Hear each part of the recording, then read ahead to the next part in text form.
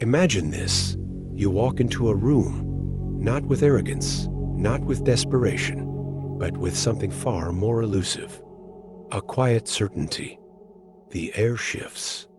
Conversations pause just for a fraction of a second.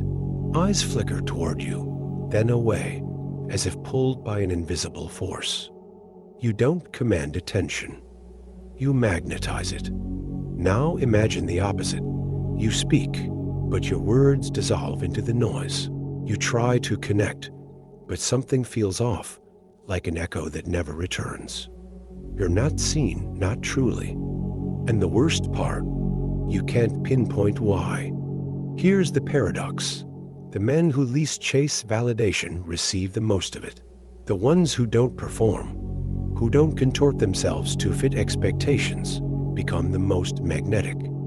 How?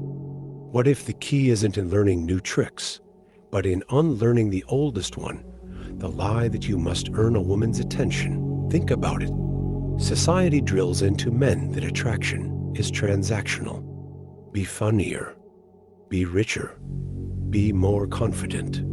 But what if confidence isn't something you build, but something you uncover? What if the very act of trying to be attractive is what makes you invisible? This isn't about manipulation. It's about presence. The difference between a man who is watched and a man who is felt. Between performing for approval and standing in unshakable authenticity. So the real question isn't, how do I make her like me? It's why do I disappear when I try to be seen? And the answer lies in the shadows where psychology, philosophy, and raw human nature collide. The moment you try to be attractive, you surrender your power. This isn't just about dating. It's about the deepest layers of human psychology. Carl Jung warned of the persona, the mask we wear to earn love, respect, and belonging. But the more you polish the mask, the more you bury your true self. And women intuitively, unconsciously, sense the void behind the performance. Friedrich Nietzsche saw this centuries ago. The individual has always had to struggle to keep from being overwhelmed by the tribe.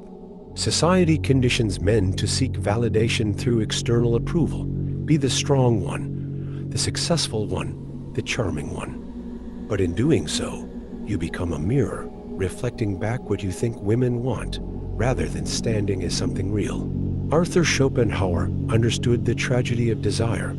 We forfeit 3/4 of ourselves in order to be like other people. The man who molds himself to fit expectations doesn't just lose his edge, he loses his essence. And women, whether they admit it or not, are drawn not to perfection, but to presence, the raw, unfiltered energy of a man who isn't afraid to occupy his own skin. Modern psychology confirms this. Studies on attraction reveal that authenticity triggers deeper emotional responses than rehearsed charm. Why? Because the brain detects incongruence at a subconscious level. A forced smile, a rehearsed line, an exaggerated laugh, these create dissonance. And dissonance breeds distrust. But here's the cruel twist. The more you crave a woman's approval, the less worthy of it you become. This is the trap of needing to be seen. It reeks of hunger, not strength.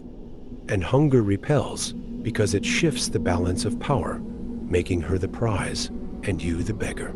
So the real question isn't how to be attractive. It's why have you been taught that you must earn your place in her gaze? The tragedy isn't that you're unseen. It's that you've been conditioned to make yourself invisible.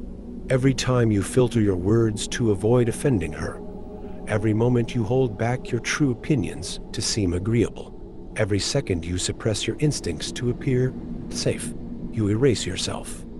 And women don't fall for ghosts. Jean-Paul Sartre warned of this self-betrayal. Hell is other people, not because they judge us, but because we let their imagined judgments dictate who are allowed to be.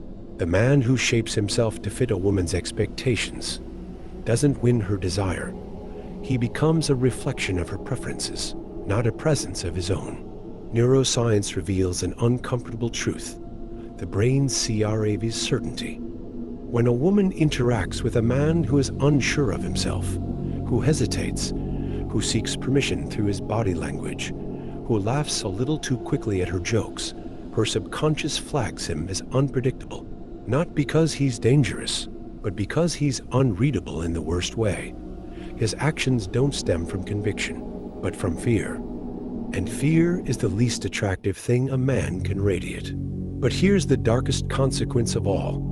The more you try to be what you think women want, the more you train them to ignore you. It's a vicious cycle. You doubt yourself, so you seek validation. She senses your neediness, so she withdraws.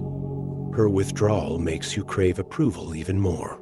Until one day, you realize you've spent years begging for scraps of attention when you could have been feasting on genuine connection. The question isn't, why don't women notice me?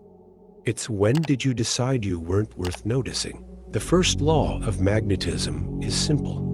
You cannot attract if you are already attached to the outcome. This is where most men fail, not from lack of effort, but from the wrong kind of effort. They believe attraction is built through performance, when in truth, it's uncovered through surrender. Not surrender to her, but surrender to yourself. Viktor Frankl, who survived the horrors of Nazi concentration camps, discovered a radical truth. Between stimulus and response, there is a space. In that space is our power to choose our response. In our response lies our growth and our freedom. Apply this to attraction. Between a woman's presence and your reaction, there is a choice. Most men panic in that space, scrambling to say the right thing, to impress, to prove their worth. But the man who owns that space, he breathes, he observes. He responds from authenticity, not anxiety. And that shift alone changes everything. Here's how to break the cycle. Stop seeking, start being. The moment you need a woman's approval, you hand her power over you. Instead, focus on becoming a man who is complete without her validation. Embrace the power of silence. Most men fear pauses, rushing to fill them with jokes or questions. But silence is where presence grows. Let her feel the weight of your calm. Reclaim your shadow. Carl Jung taught that the traits we repress, our intensity, our edges, even our darkness, hold the key to our magnetism. Stop censoring yourself to seem nice. A man without shadows is a man without substance. Lead the interaction, not with dominance, but with direction. Most women are tired of men who orbit their emotions. Be the one who sets the tone. Indifference is the ultimate power move. This isn't about pretending not to care. It's about genuinely having more important things to care about.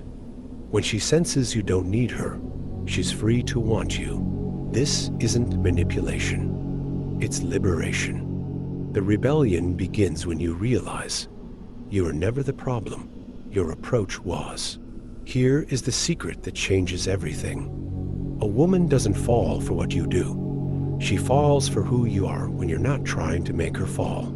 This is the paradox at the heart of attraction.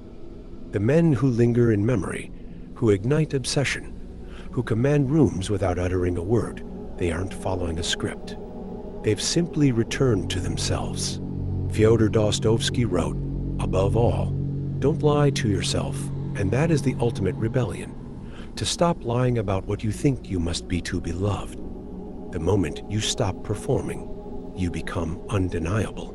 Not because you've perfected a technique, but because you've unearthed something far more compelling, your own sovereignty. Think of the men who've shaped history, artists, warriors, philosophers. They weren't loved because they begged for it. They were loved because they burned with something so intrinsic, so unapologetic, that others couldn't help but warm themselves by the fire. So the final question isn't, how do I make her want me? It's, why would I ever abandon myself to be chosen? This is the shift that reorders reality.